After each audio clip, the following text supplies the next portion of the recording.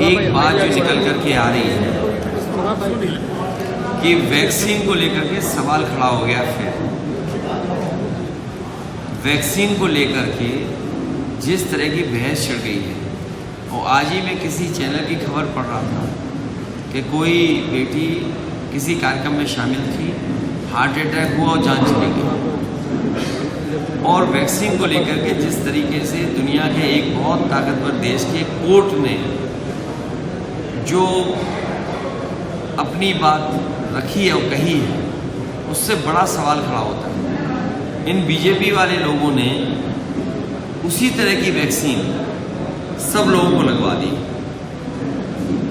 और अगर 2 डोज लगे हैं तो 80 करोड़ लोगों को शायद वो डोज लगा है। मुझे भी लगा 80 करोड़ डोज, 80 करोड़। ये तो अच्छी बात है कि शरीर कुछ चीज़ें अपने आप ठीक कर लेता है। अगर बीजेपी वालों ने जिस तरीके से प्रचार कर करके और लोगों से कहा कि लगाइए वैक्सीन और वैक्सीन की डोज, आज तो वो भी जुमला निकला।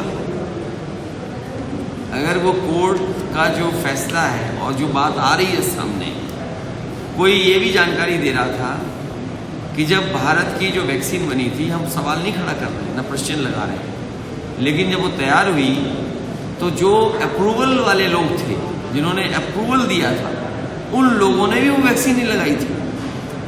जब अप्रूवल देने वालों ने वैक्सीन नहीं लगाई और आम जनता की वैक्सीन लगवा दी, तो अब बीजेपी के लोगों को जनता वोट ना दे करके इनसे जिस तरह का झूठ जनता से बोला गया था, उसका हिसाब किताब लेंगे। पहला चरण हुआ, दूसरा चरण भी हुआ, अब तृतीय चरण है चुनाव का, वोटिंग है।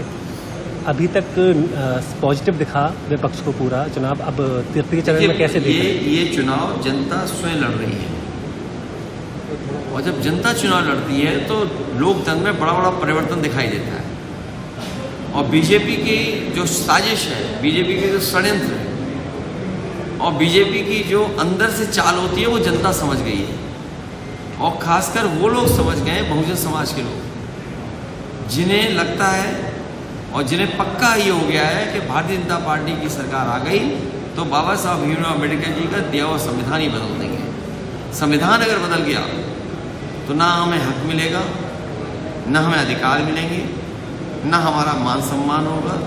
इसलिए चुनाव जनता लड़ रही है। एक तरफ वो लोग हैं जो संविधान की रक्षा करना चाहते हैं, दूसरी तरफ वो लोग हैं जो संविधान के भक्षक हैं। तो इनके बीच में चुनाव होने जा रहा है। ये समुद्र मंथन की तरह संविधान मंथन का चुनाव है, और हमें उम्मीद है कि भारत की संस्कृति, भारत का जो दुनिया में एक संदेश जाता है, गंगा जमुनी तहजीब का, भाईचारे का, मेल मिलाप संस्कृति का, एक दूसरे के सम्मान का, ये और मजबूत इस बार वोट से होगा और भारतीय जनता पार्टी बाहर हो जाएगी। उप मुख्यमंत्री ब्रजेश पाठक जी कह रहे हैं कि मैनपुरी का चुनाव बिल्कुल तरीके से हारेगी सपा और विपक्ष पूरी तरीके से फ्लॉप हो चुका है। अब उनके बारे में कौन क्या कहे, उनके बारे में कौन क्या कहे? वो प्रदेश के बड़े 3 मंत्रियों में एक मंत्री हैं। अस्पताल में चले जाओ तो दवाई नहीं मिलेगी, न इलाज मिलेगा। उत्तर प्रदेश में किसी भी गरीब को सरकारी अस्पताल में इलाज नहीं दे पा रही। मेरा लास्ट सवाल है, कन्नौज से स्वामी प्रसाद मौर्य अपने प्रत्याशी मैं इसके साथ साथ प्रमोद कुमार लोधी जो राष्ट्रीय अध्यक्ष हैं सपना दल यूनाइटेड, सबका दल यूनाइटेड और जसकरण कठेरिया जी बहुत पुराने समाजवादी, आज फिर समाजवादी पार्टी में शामिल हुए। मैं इनका धन्यवाद और बधाई देता हूँ। और कितने लेकर लगातार बात हो रही है कर्नाटक में कांग्रेस ने यहाँ पर, ये प्रदेश के अध्यक्ष हैं सर्वजन सुखाय पार्टी के। मैं इनके पार्टी में आने से पार्टी को बल मिलेगा, पार्टी को समर्थन और बढ़ेगा।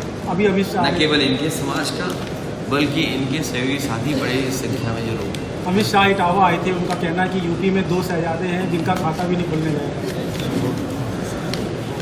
मेरे इटावा के पत्रकार साथी उनसे पूछ लेते इटावा में कौन सी गली बनाई है बीजेपी ने, कोई गली बनाई हो, कहीं पुल बनाया हो, जनता की सुविधा के लिए कहीं अस्पताल बनाए हो, एम्बुलेंस दी हो या कोई और सुविधा दी हो तो